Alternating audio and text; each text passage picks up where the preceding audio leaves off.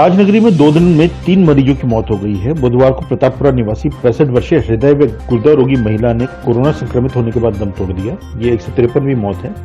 61 नए मरीज और मिले हैं। अब संक्रमितों का आंकड़ा 7,934 पहुंच गया है। जिलाधिकारी प्रभु एन सिंह ने बताया कि मृतक महिला हृदय रोगी थी। हृदय में चोट के बाद उसकी फेफड़ों में संक्रमण बनने से सांस की तकलीफ होने पर अस्पताल में भर्ती किया गया था। जांच में कोरोना की पुष्टि होने पर उन्हें वेंटिलेटर पर रखा गया था। बुधवार को महिला की मौत हो गई। आगरा में कुल 153 मरीजों की मृत्यु हो चुकी है। बुधवार को 65 नए संक्रमित और मिलने से मरीजों का आंकड़ा 7,934 पहुंच गया। 7,224 मरीज ठीक हो चुके हैं।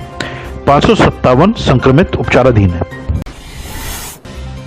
इस वर्ष तिथियों की घटने का असर त्योहारों पर भी पड़ रहा है। इस साल 2 दिन धनत्रयोदशी धनतेरस की तिथि होने से लोग असमंजस में हैं। वृश्चिक गणित एवं प्राचीन गणित के पंचांगों के अनुसार धन त्रयोदशी धनतेरस गुरुवार एवं शुक्रवार को मनाई जाएगी। दोनों गणित के पंचांगों की तिथि में लगभग 3 घंटे का अंतर होने से यह पर्व 2 दिन मनाया जा रहा है। प्राचीन गणित के पंचांग के अनुसार 12 नवंबर को सायकाल 6:30 त्रयोदशी तिथि आ जाएगी। अतः धन त्रयोदशी प्रदोष व्यापिनी होने के कारण मनाई जाएगी।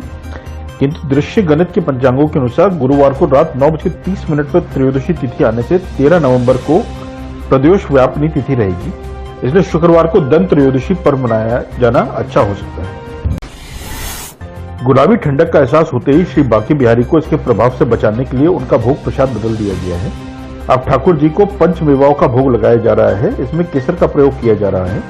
इतना ही नहीं, ठाकुर जी को पोशाक भी गर्म धारण की जा रही है।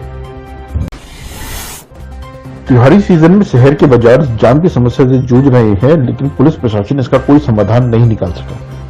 बुधवार को शहर के कई बाजारों में दोपहर 2 बजे से रात 8 बजे तक जाम लगा रहा, लेकिन पुलिसकर्मी मूक दर्शक बने रहे। मंगलवार की साप्ताहिक बंदी के बाद बुधवार को त्योहार की खरीदारी के लिए लोग बड़ी संख्या में पहुंचे।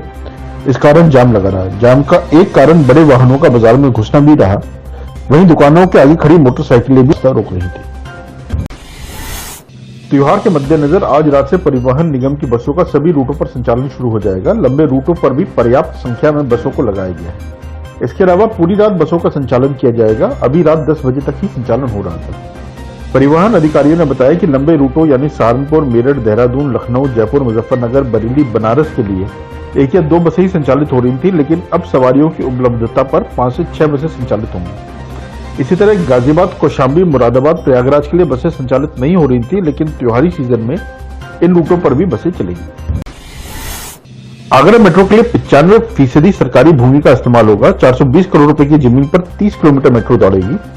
दोनों कॉरिडोर के लिए स्थायी और अस्थायी रूप से 89 हेक्टेयर रेलवे, रक्षा संपदा, राजकीय स्थान एवं निजी भूमि ली गई। Uttar Pradesh metro rail corporation 245 crore रुपए पहले कॉरिडोर और 175 करोड़ रुपए दूसरे कॉरिडोर की जमीन की खरीद पर खर्च करेगा। एटा जनपद के थाना सकरौली क्षेत्र के गांव चिरावली के पास तेज रफ्तार के कहर ने 3 जिंदगियां छीन ली। 2 बाइकों की भिड़ंत में 3 युवकों की मौत हो गई, वहीं 2 गंभीर रूप से घायल हुए हैं। घायलों का आगरा में उपचार चल रहा है।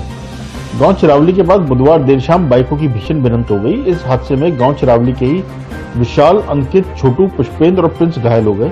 5 घायलों को स्थानीय स्तर पर निजी चिकित्सक से प्राथमिक उपचार दिलाने के बाद परिजन आगरा एसएन मेडिकल कॉलेज लेकर पहुंचे, जहां देर रात विशाल, अंकित और छोटू की मौत हो गई, जबकि पुष्पेंद्र और प्रिंस की हालत नाजुक बनी हुई।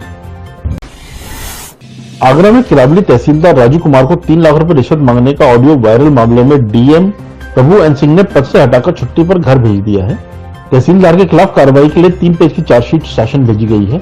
राजस्व परिषद इस मामले में आगे की कार्रवाई करेगा। अशनेरा के किसान से तहसीलदार राजू कुमार पर कृषि भूमि का दाखिला खारिज करने के एवज में 3 लाख रुपए की रिश्वत मांगने का आरोप लगाया था। इसका ऑडियो वायरल हुआ था। डीएम प्रभु एन सिंह ने एसडीएम किरावली सुमित सिंह से जांच कराई। आरोपी की पुष्टि होने पर डीएम के आदेश पर तहसीलदार के खिलाफ 3 पेज की चार्जशीट तैयार की गई। दिवाली पर उल्लू की तस्करी की आशंका देखते हुए वन विभाग ने चंबल सेंचुरी क्षेत्र में चौकसी बढ़ा दी है। अंधविश्वास के चक्कर में पिछले साल में त्योहार पर उल्लू की बलि चढ़ाए जाने के मामले हो चुके हैं।